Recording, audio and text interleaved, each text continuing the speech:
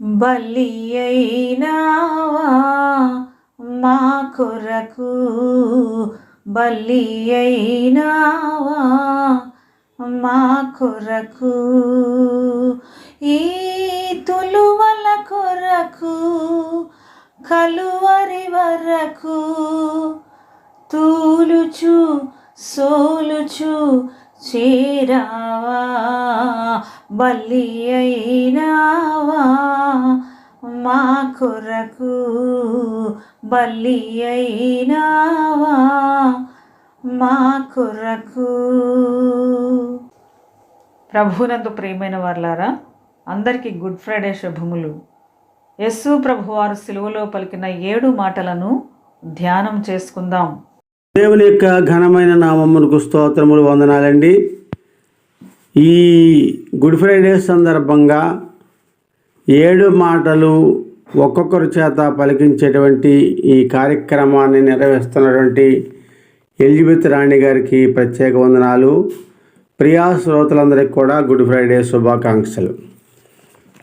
సిలువలో యేసు ప్రభు పలికిన మొదటి మాట లోకాసు వార్త 23:34 చెప్పబడినట్లు, తండ్రి వీరేం చేయుచున్నారో వీరు ఎరుగరు గనుక వీరిని క్షమించమని ప్రభు సిలువపై పలికినటువంటి మొదటి మాటగా మనం చెప్పవచ్చు. ఇది ఒక ఆశ్చర్యకరమైన ఒక విజ్ఞాపన. యేసు ప్రభు దేవునికి చేస్తున్నటువంటి విజ్ఞాపనగా మనకు కనపడుతుంది. అక్కడ ఉన్నవారు అనేకులు ప్రభువు మాటలు విని నవ్వుకున్నారు. ప్రభువును కావాలని సిలువ వేస్తుంటే వీరేమి చేస్తున్నారో వీరు ఎరుగరు అనడంలో ఆశ్చర్యమే కదా. ఇందులో గల ఆధ్యాత్మిక గుడ్డితనాన్ని వారు గమనించలేకపోవడం ఈ యొక్క సన్నివేశంలో మనకు కనపడుతుంది. ఎందరో మేధావులు సన్హెడ్రిన్ సభ నుండి నిర్ణయం తీసుకుంటే వారు ఏమి చేస్తున్నారో వారికి తెలియకపోవడం ఏమిటి అనేటువంటిది ప్రశ్న. శాస్త్రులు పరిసయ్యులు కావాలని ప్రభువును సిలువేసి చంపాలని చూస్తున్నారు కదా. సిలువేయబడిన యేసు ప్రభుని గురించి మాట్లాడుతున్నప్పుడు సిలువేయము సిలువేయము సిలువేయము అని కేకలు వేశారు. వాక్యం ప్రకారము వారి యొక్క కేకలే గెలిచినని మరి ఆ ప్రవచన వాక్యం నెరవేరినట్టుగా కూడా దీంట్లో మనకు తెలియపరచబడింది. ప్రభువుని హింసించి దూషించి మూవేసి సిలువ వేసినప్పటికీ కూడా ప్రభువు వారిని క్షమించమని ప్రార్థన చేస్తున్నట్టుగా మనకు కనపడుతుంది. ప్రభువుని యొక్క విజ్ఞాపన సరైనదిగానే మనం గమనించవచ్చు. అవును, సరైనదే. ఎందుకంటే విశ్వాసులకు ఇది సరైనది, అవిశ్వాసులకు ఇది గుడ్డితనాన్ని కలుగజేసింది. మన జ్ఞానము దేవునికి వెర్రితనమైనది కనుక ఎవరైతే నవ్వుకున్నారో వారందరూ వెర్రివారిగా మనం గమనించాలి. అందుకనే సిలువపై INRIN రాసినప్పుడు దైవ నిర్ణయమే జరిగింది. యూదుల రాజు అని చెప్పుకొనిచున్నాడని వ్రాయిద్దామని పిలాతు అనుకుంటే యూదుల రాజు అనే రాయడం ఖరారయ్యింది. ఇది ఆశ్చర్యకర క్రియ, దేవుని యొక్క అనాదికాల సంకల్పం. మేమే యేసు ప్రభువును సిలువేసేసాం అని రోమా చక్రవర్తులు తలంచుకుంటున్నారు. కానీ అది ప్రవచనాలు నెరవేర్పన్న సంగతి వారు గ్రహించలేకపోయారు. నిజముగా చెప్పాలంటే ఈ లోకంలో జరిగేటువంటి సంగతులన్నీ కూడా దేవుని క్రియలు జరుగుతున్నప్పటికీ వాటిని మనం గమనించలేకపోతూ ఉన్నాం. కనుక మన జ్ఞానము సరిపట్టలేదు. మన జ్ఞానము చాలా తక్కువ జ్ఞానం మనది. నువ్వు యోధుల రాజువా అని పిలాతు అడిగితే నీవు అన్నట్టే అని ప్రభువు సెలవిచ్చాడు. ఆ జవాబులో గల సత్యాన్ని పిలాతు గుర్తించలేకపోయాడు అనేటువంటిది మనం గమనించాలి. నీ రాజ్యం వేరు నా రాజ్యం వేరు అన్న వాక్యాలని గూఢార్థాన్ని కూడా గుర్తించలేకపోయారని చెప్పేసి మనం గమనించవచ్చు. వీటన్నిటిని బట్టి చూసినట్టయితే నిజంగా వీరు ఏం చేస్తున్నారో వీరికి తెలియదు అని తప్పనిసరిగా మనం ఒప్పుకోవచ్చు. పాపాన్ని క్షమించే మంచి గుణం యేసుకే తప్ప మనుషులకు సాధ్యం కాదన్నది ఇక్కడ రుజువైంది. పిలాతు నేరము కనబడకపోయినప్పటికీ కూడా ప్రభువును శిక్షించడం అనేటువంటిది జరిగింది. ఇది ప్రభుత్వం యొక్క పొరపాటుగా కూడా తప్పనిసరిగా మనం చూడవచ్చు. అయినప్పటికీ కూడా అందుకనే గమనించినటువంటి ఈ యొక్క వాక్యాల్లో వీరేమి చేస్తున్నారో వీరు ఎరుగరు అనేటువంటి వాక్యం అక్కడ వాడబడింది. ప్రియా దేవుని యొక్క సంఘస్థులారా, విశ్వాసులారా, శ్రోతలారా, ఇది అంతా కూడా లేఖనము నెరవేర్పుగా దేవుని చిత్తానుసారంగా దేవుని ఉద్దేశానుసారంగా జరిగిన సంగతిగా తప్పనిసరిగా మనము గమనించవలసి ఉంటుంది. కనుకను ఈ క్షమాగుణాన్ని పరిశీలన చేసుకున్నట్లయితే ఆధునిక సమాజంలో మనం ఇంకను అప్పుడప్పుడు కొన్ని సందర్భాల్లో దేవుని యొక్క క్షమాగుణాన్ని మనం గమనించలేకపోతున్నాం. గమనించాలి తప్పనిసరిగా. అట్టి కృప దేవుడు మనకు దయచేయాలని చెప్పేసి ప్రార్థనాపూర్వకంగా తెలియజేస్తూ ఈ మాటలు ముగిస్తున్నాను. Thank you all. మన ప్రభు అయిన యేసుక్రీస్తు నామంలో మీ అందరికీ వందనాలు తెలియజేస్తున్నాను. ముందుగా ఈ అవకాశం ఇచ్చిన ఎలిజబెత్ సిస్టర్ గారికి నా వందనాలు తెలియజేస్తున్నాను. నా పేరు దేవకన్య కుమారి. యేసు ప్రభు పలికిన 7 మాటల్లో నేను 2వ మాట చెప్పుచున్నాను. లూకాసు వార్త 23:43 నేడు నీవు నాతో కూడా పరదేశంలో ఉందవని నిశ్చయముగా మీతో చెప్పుచున్నాను అనేను. యేసు ప్రభు శిలువ మీద మన కొరకు ఈ యొక్క మాటను చెప్పుచున్నాను అనిను. యేసు ప్రభు సిలువ వేయటానికి గొల్గొతా కొండ దగ్గరికి తీసుకుని వెళ్ళినప్పుడు అక్కడ 2 వ్యక్తులు మనకి కనిపిస్తున్నారు. కుడివైపున ఒకరు, ఎడమవైపున ఒకరు. వాళ్ళిద్దరూ ఎవరు అంటే బందిపోటు దొంగలు. ఇద్దరికి కూడా బందిపోటు దొంగలు. వాళ్ళిద్దరూ ఏంటి? నరహత్యలు చేయటము, దొంగతనాలు చేయటము, చంపేయటము, దారిన వెళ్ళే వాళ్ళని దారి కాచి అవన్నీ కూడా వాళ్ళ దగ్గర ఉన్న ధనాన్ని, బంగారాన్ని కానీ మొత్తం కూడా తీసేసుకోవటం అనేది జరుగుతుంది. కానీ యేసు ప్రభు ఏ దోషము, మనమైతే ఎన్నో పాపాలు చేసి మనకైతే శిక్ష విధితమే. కానీ యేసు ప్రభు ఏ పాపము చేయక, ఏ దోషము చేయక ఆయన మన కొరకు సిలువ రాణి మీద మరణించటం అనేది మనము చూస్తున్నాము. ఎందుకంటే అలా మరణించటము మనల్ని నీతిమంతులుగా చేయటానికి ఆయన మన కొరకు రాణి వేలాడినట్లు మనం చూస్తున్నాం. కానీ నీవు క్రీస్తువా అని అడిగినప్పుడు నీవన్నట్టే, నీవు యూదుల రాజువా అన్నప్పుడు నువ్వన్నట్టే అని ఎలా యేసు ప్రభు సమాధానం ఇచ్చాడో అలాగే ఇక్కడ కూడా మనం చూసినట్లయితే నీవు క్రీస్తువా అనంటే, నీవు క్రీస్తువు అయితే నిన్ను నీవు రక్షించుకుని మమ్మల్ని రక్షించమని ఒక దొంగ అంటున్నప్పుడు, రెండో దొంగ మనము చేసాం కాబట్టి మనకి ఇది న్యాయమే, నువ్వు దేవునికి భయపడవా అని చెప్పి నీవు నీ రాజ్యంలోనికి నన్ను జ్ఞాపకం చేసుకును అని ఆ రెండవ దొంగ పలికినట్లు మనం చూస్తున్నాం. రెండవ దొంగ పలికిన ఆ యొక్క మాటల్లో యేసు ప్రభు వెంటనే నేడు నీవు నాతో కూడా పరదేశంలో ఉందవని జవాబు చెప్పారు అనమాట. అంటే ఆయనకి ఆ రెండవ దొంగకి ఎంత పశ్చాత్తాపం కలిగి, ప్రభు నన్ను రక్షించు, నన్ను కాపాడు, నీతో పాటు నన్ను తీసుకెళ్ళు అని నీ రాజ్యంలోనికి వచ్చినప్పుడు నన్ను జ్ఞాపకం చేసుకోమని అడిగినప్పుడు యేసు ప్రభుకి ఎంతో సంతోషం అనేది వేసింది. నేను ఒక్కడనే వెళ్ళటం కాదు పరదేశంలోకి, నా వెంట ఒక ఆత్మనైనా తీసుకుని వెళ్ళ యేసు ప్రభు తలంచి, నేడు నీవు నాతో కూడా పరదేశంలో ఉందువు, నా వెనకే నిన్ను తీసుకుని వెళ్తానని ఆ యొక్క దొంగతో చెప్పినప్పుడు ఆ యొక్క దొంగకి ఎంతో సంతోషం వేసింది, ఆనందం. మనము కూడా ఈ లోకంలో జీవిస్తున్నప్పుడు ఎప్పుడైతే మనము పరదేశంలోకి వెళ్ళాలని అనుకుంటున్నామో అప్పుడు మనం పశ్చాత్తాప హృదయంతో పరిశుద్ధాత్మ నిండిన వారమై యేసు ప్రభు పాదాల చెంతకి వెళ్ళి ఆయన రక్తం చేత కడగబడినప్పుడు యేసు ప్రభు ఏం చేస్తాడు? మనందరినీ కూడా పరదేశంలోకి చేర్చుకుంటాడు. ఎప్పుడైతే మనము మన హృదయాన్ని ఆత్మశుద్ధి చేసుకుంటామో, ఆత్మ పరిశీలన చేసుకుంటామో, మనం ఈ లోకంలో ఎలా జీవిస్తున్నాము, యేసు ప్రభు ఎందుకు చనిపోయాడు, ఆయన ఈ లోకానికి వచ్చినప్పుడు ఎలా వచ్చాడు, ఇప్పుడు ఎలా చనిపోయాడు, అవన్నీ కూడా మనం తెలుసుకుని మనము పశ్చాత్తాప హృదయంతో ఎప్పుడైతే దేవుని సన్నిధికి, దేవుని పాదాల చెంతకి వెళతామో అప్పుడే మనల్ని ఆయన రాజ్యానికి వారసులుగా చేస్తా. ఆ దొంగ ఎలా అయితే మారి పశ్చాత్తాప హృదయంతో దేవుని దగ్గరికి వెళ్ళాడో మనము కూడా అలా మారి దేవుని దగ్గరికి వెళ్ళి దేవుని పాదాల చెంత చేరి మన యొక్క పాపాలన్నీ ఒప్పుకొని ఆయన రక్తంలో కడగబడి ఎప్పుడైతే మనం జీవిస్తామో అప్పుడే మనము ఆయన నీతిని, రాజ్యాన్ని వెతికే బిడ్డలుగా ఉంటామో, ఆయన పరదేశంలో ఉంటామని ఈ మాటలు మీ అందరికీ నేను తెలియజేస్తున్నాను. దేవుడు ఈ చిన్న వాక్యాన్ని దీవించి ఆశీర్వదించును గాక. ఆమేన్. హల్లెలూయా. దేవుని నామానికి వందనాలండి. నాకు అవకాశం ఇచ్చిన మేడం గారు కూడా వందనాలు తెలియజేస్తున్నాను. 3వ మాట యోహాను సువార్త 19:26 అమ్మా ఇదిగో నీ కుమారుడు అని తన తల్లితో చెప్పాను. తరువాత శిష్యుని చూచి ఇదిగో నీ తల్లి అని చెప్పాను. యేసుక్రీస్తు ప్రభు వారు సిలువలో ఉంటూ 2 బాధ్యతలను ఎరిగి ఉన్నారు. ముఖ్యంగా ఒకటి మనం చూసినట్లయితే తండ్రి చిత్తము నెరవేర్చుట, నెక్స్ట్ రెండోదిగా ఈ లోకంలో ఒక కుటుంబంలో పుట్టిన కుమారుని బాధ్యతను నెరవేర్చుట. మానవ జాతి కొరకు ప్రాణము పెట్టాను. యేసుక్రీస్తు ప్రభు వారు 33 సంవత్సరాల్లో తండ్రి యొక్క బాధ్యత నెరవేర్చి ఉన్నారు. దేవుని చిత్తానుసారముగా ప్రవర్తిస్తూ ఆయన ఈ లోకంలో ఏ తల్లిదండ్రులను కూడా పట్టించుకోలేని పిల్లల్ని చూస్తూ కన్నవారిని గురించిన బాధ్యతను ఎరిగి ఉన్నాడు. ముఖ్యంగా నీ దేవుడని యెహోవా నీకు అనుగ్రహించే దేశంలో నువ్వు దీర్ఘాయుష్మంతుడగినట్లు నీ తండ్రిని నీ తల్లిని సన్మానింపుము అని మనము ఆజ్ఞలలో మనం ఎరిగి ఉన్నాము. అయితే మన యేసుక్రీస్తు ప్రభు మహాఘనుడు, మహోన్నతుడు, పరిశుద్ధుడును, నిత్య నివాసి అయినటువంటి గొప్ప దేవుడు మనము కలిగి ఉన్నాము. అటువంటి దేవుణ్ణి ఆయన యొక్క తలంపులు మీ తలంపులు కావు, మీ త్రోవలు నా త్రోవలు కావు అని ప్రభువారు ఈ లోకంలో సంచరిస్తుండగా సువార్తను ప్రకటించి ఉన్నారు.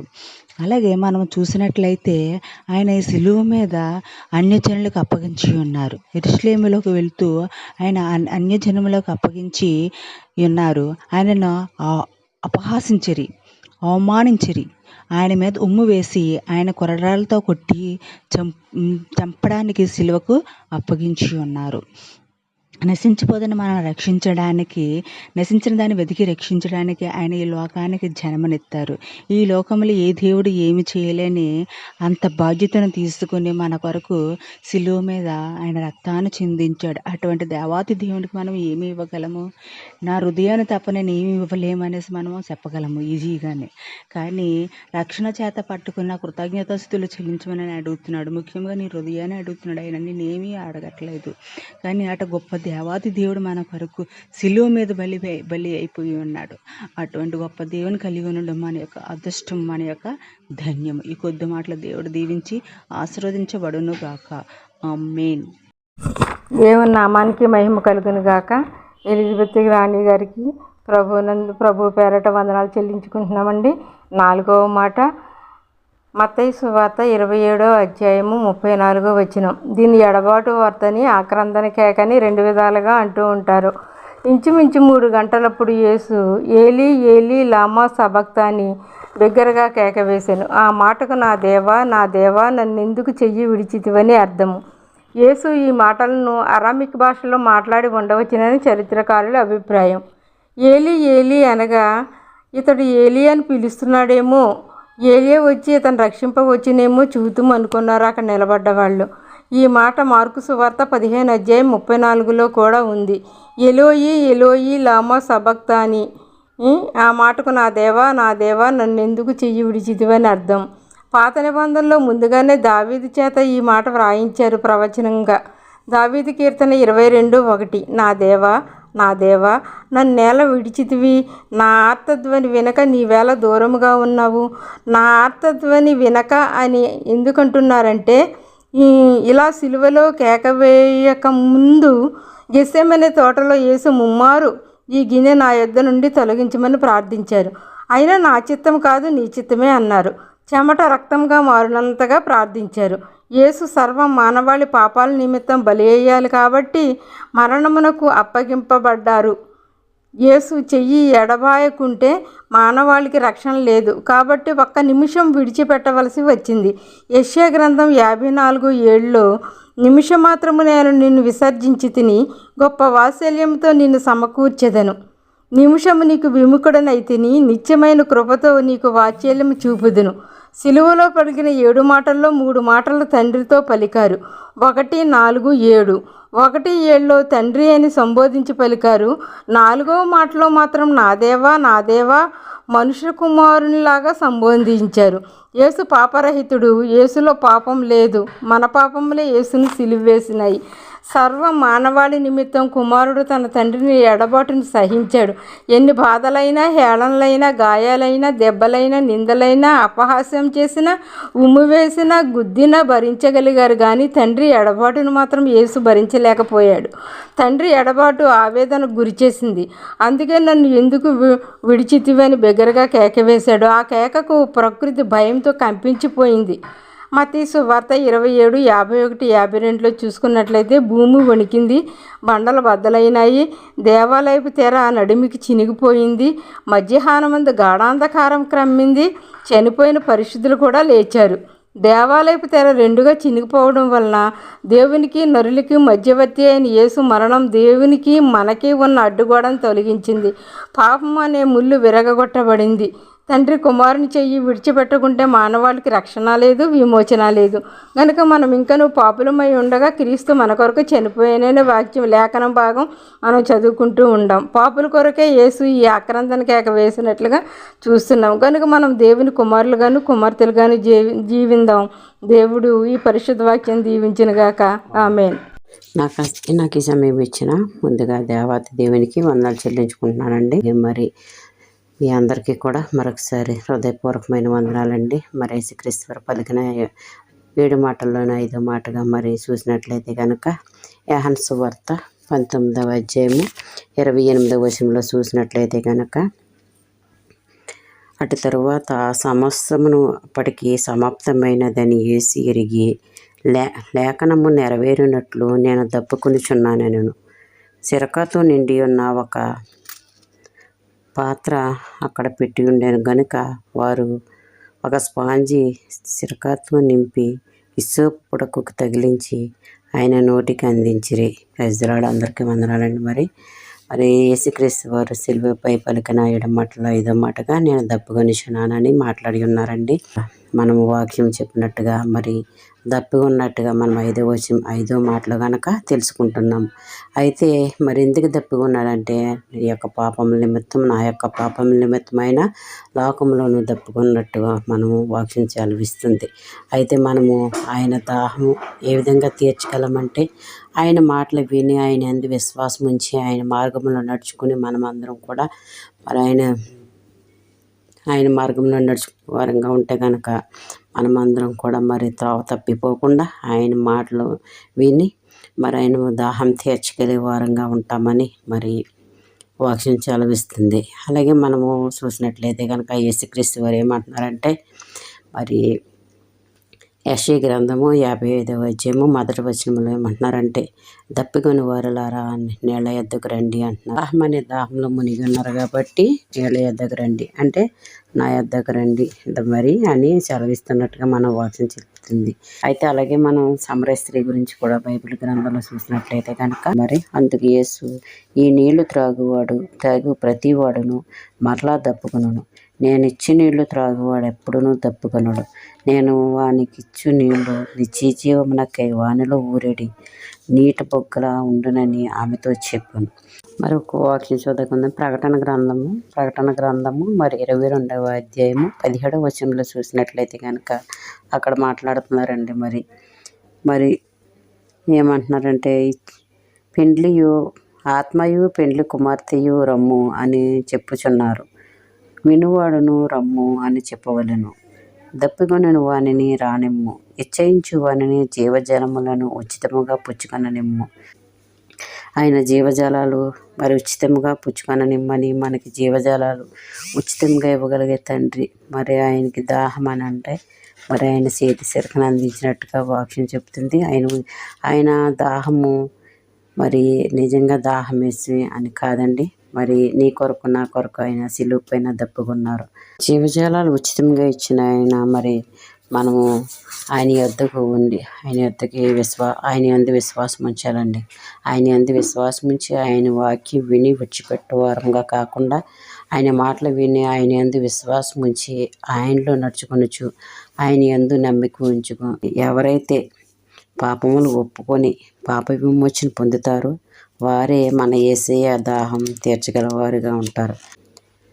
ప్రతి ఒక్కరం కూడా గొప్ప సాక్షిగా ఉంటాకి మరి దేవుడు మరి తన మెడికల్లో దీవించి ఆశీర్వదించునుగాక. Praise the lord. అందరికీ గుడ్ ఫ్రైడే శుభములు. యేసు ప్రభువారు సిలువలో పలికిన 6వ మాట యోహాను సువార్త 19వ అధ్యాయము 30వ వచనం. యేసు ఆ చిరక పుచ్చుకుని సమాప్తమైనదని చెప్పి తల వంచి ఆత్మను అప్పగించెను. It is finished. సమాప్తమైనది అనగా అన్ని పనులు పూర్తయ్యాయి, ఇక చేయడానికి ఏమీ లేవు అని అర్థం. ఈ మాటను ఏ మానవుడైనా చెప్పగలడా? యేసు ప్రభువారు పుట్టినది మొదలుకొని మరణించేంత వరకు ఈ భూమి మీద ఏమేమి చేయాలో ముందుగానే తండ్రి అయిన దేవుడు నిర్ణయించాడు. తండ్రి చిత్త ప్రకారమే ఆయన భూమి మీద అన్ని పనులు చేశారు. తనకు అప్పగింపబడిన పనులన్నీ 100కి 100 బాధ్యతతో చేసి మరణశయ్య మీద విజయోత్సవంతో వేసిన కేక ఇది. తండ్రి అయిన దేవుడు ఏ ఉద్దేశ్యంతో యేసు ప్రభువారిని పంపారో ధ్యానం చేసుకుందాం. మొదటిగా లూకా సువార్త 4వ అధ్యాయము 18-19 వచనాలు. ప్రభు ఆత్మ నా మీద ఉన్నది, బేదలకు సువార్త ప్రకటించుటకై ఆయన నన్ను అభిషేకించెను. చెరలోనున్న వారికి విడుదలను, గ్రుడ్డి వారికి చూపును ప్రకటించుటకును, నలిగిన వారిని విడిపించుటకును, ప్రభు హితవత్సరము ప్రకటించుటకును ఆయన నన్ను పంపి ఉన్నాడు. ఈ వాక్యం ద్వారా మనం తెలుసుకునేది ఏంటంటే, యేసు ప్రభువారు రాజ్య సువార్త ప్రకటించడానికి, తండ్రి అయిన దేవుని యొక్క రాజ్యం గురించి మానవులమైన మనందరికీ చెప్పడానికి ఆయన మొదటిగా వచ్చినట్లుగా చూస్తూ ఉన్నాం. రెండవదిగా యోహాను సువార్త 10వ అధ్యాయము 10వ వచనంలోని 2వ భాగము, గొర్రెలకు జీవము కలుగుటకును అది సమృద్ధిగా కలుగుటకును నేను వచ్చితినని మీతో నిశ్చయముగా చెప్పుచున్నాను. మానవుడు సంతోషముతో సమాధానముతో జయ జీవితము గడపాలనేదే యేసు ప్రభువారి యొక్క ముఖ్య ఉద్దేశ్యము.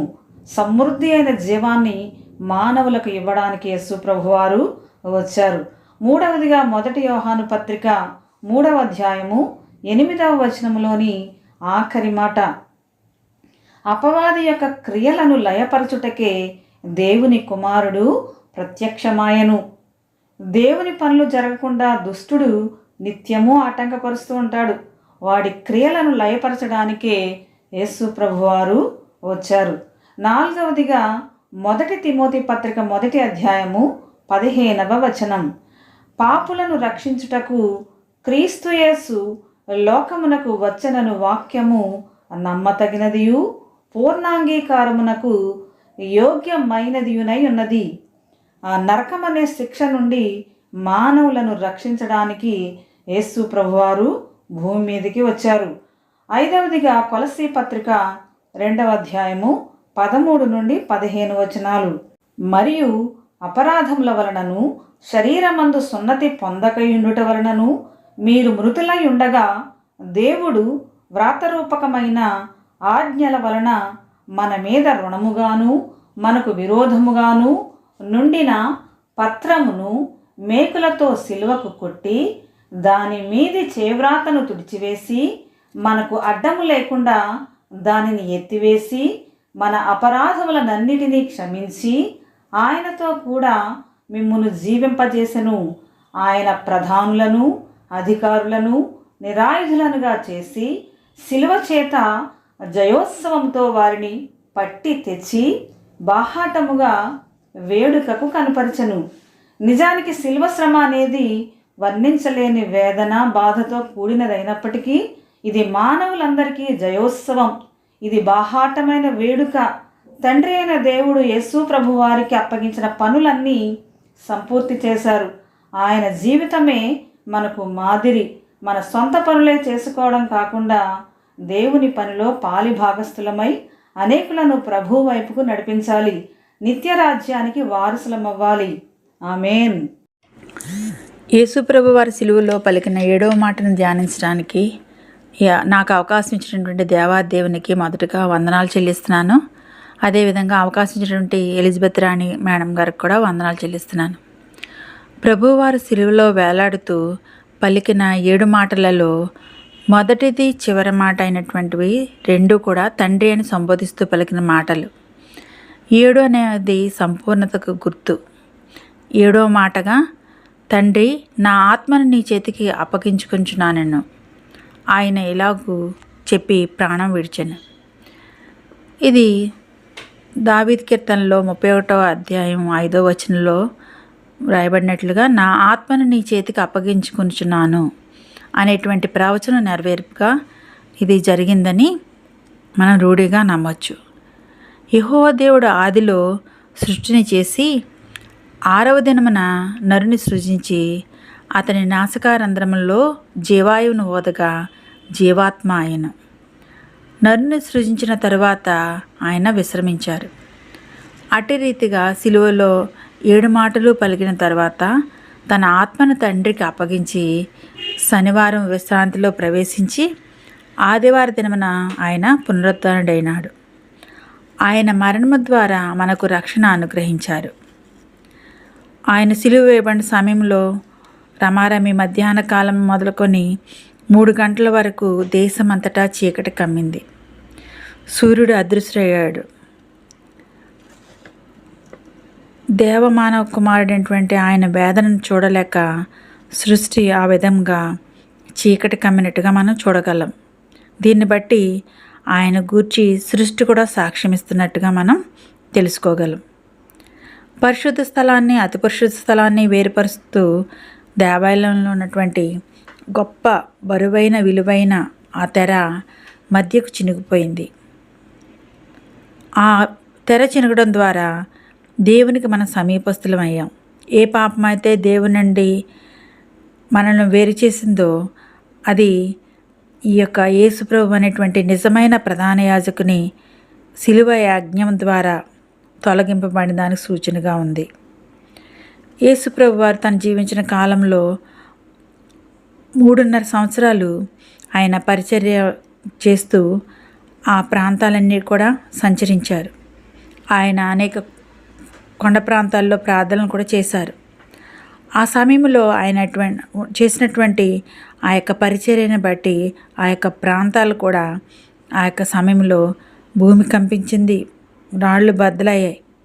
మరి మన మానవ హృదయం ఎలా ఉందో మనం పరీక్షించుకోవాల్సి ఉన్న వారంగా ఉన్నాం. యేసుప్రభు వారి ఈ లోకంలో ఉండే కాలంలో తండ్రిని ప్రతి విషయంలో వేడుకుంటూ ప్రార్థిస్తూ ఆయన చిత్తాన్ని నెరవేర్చడానికి ఆయన ఎక్కువ ప్రయాసపడ్డారు. ఆయన చిత్తం మీద నెరవేర్చడానికి లోకానికి వచ్చానని ఆయన యొక్క బోధనలో చాలాసార్లు చెప్పారు. ఆయన చేసినటువంటి అద్భుతాలలో కూడా ఆయన తండ్రిని ప్రార్థిస్తూనే ఆ యొక్క కార్యాలని జరిగించారు. ఈయన తండ్రిని ప్రస్తావిస్తూ తండ్రి అనే మాట యోహాను సువార్తికుడు 14వ అధ్యాయం 16వ అధ్యాయం వరకు మధ్యలో చూసినట్లయితే 45 సార్లు రాయబడి ఉంది. మత్తయి సువార్తలు అయితే 5వ అధ్యాయంలో 17 సార్లు రాయబడి ఉంది.